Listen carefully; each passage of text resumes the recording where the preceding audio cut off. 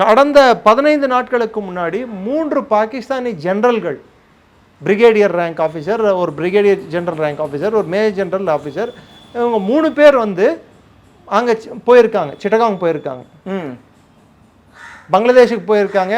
அவங்க பாஸ்போர்ட் வந்து பாகிஸ்தானி பாஸ்போர்ட்டில் அவங்க ஆர்மி ஆஃபீஸர்ஸ் தான் தெரிஞ்சிருக்கு, அது மீடியாலையும் வந்தது. அப்போது எதுக்கு அவங்க பங்களாதேஷுக்கு போகணும்? அங்கேருந்து ரக்கைன் ப்ராவின்ஸான பர்மாவுக்கு நோக்கி போயிருக்காங்க.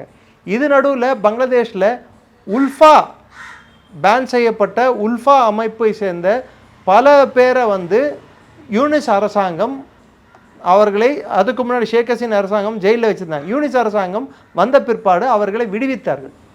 எது ஷேக் ஹசீனா உள்ள போட்டவங்கள திரும்ப இந்தியாவுக்கு எதிராக யார் செயல்படுறாங்க, பங்களாதேஷ்ல இருந்து இந்தியாவுக்கு எதிராக யார் செயல்பட்டு இருக்காங்கன்னு சொன்னாங்களோ தீவிரவாத அமைப்பு தலைவர்களை, அவங்க வந்து அங்க ஆயுதம் கடத்த முயன்ற போது அந்த அந்த ஒரு குற்றத்துக்காக அவங்க சிறையில் போட்டு வச்சிருந்தாங்க. ஆமா, ஷேக் ஹசீனா போட்டாங்க.